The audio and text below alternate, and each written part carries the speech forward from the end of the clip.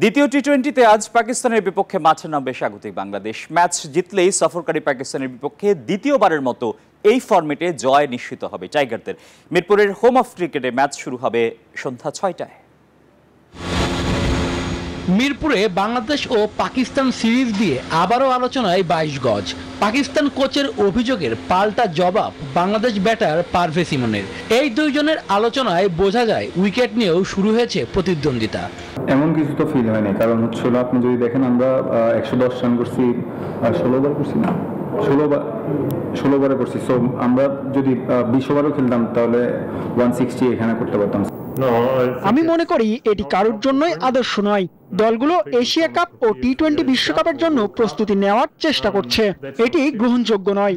Batting নিয়ে আমরা যে সিদ্ধান্ত নিয়েছি তার জন্য এটি এখনো কোনো অজুহাত নয়, কিন্তু এই পিচ আন্তর্জাতিক মানের নয়।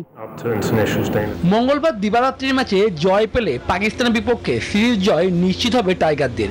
2015 সালের পর এই ফরম্যাটে যা হবে দ্বিতীয়বার, যদিও 2015 সালে সেটি ছিল এক ম্যাচের সিরিজ। এদিকে ছন্দে রয়েছে স্বাগতিকদের পেস ইউনিট, স্পিনাররাও কম যায় না, আর ব্যাটিংয়ে ইমন হৃদয়রা যেন মানুষের হৃদয় জয় করে নিচ্ছে। বান্ডেল থাকলে প্রতি সেনমানিতে টাকা বাঁচবে। বিকাশ সেনমানি বান্ডেল কিনে জিতুন প্রতি লেনদেনে। অন্যদিকে পাকিস্তান রয়েছে ব্যাকফুটে।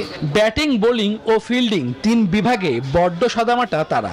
সিরিজে হার এড়াতে তারাও চাইবে জয়। দুদল এখন পর্যন্ত এই ফরম্যাটে মুখোমুখি হয়েছে 23 ম্যাচ, যেখানে পাকিস্তান জিতেছে 19 ম্যাচ আর বাংলাদেশের জয় 4টিতে।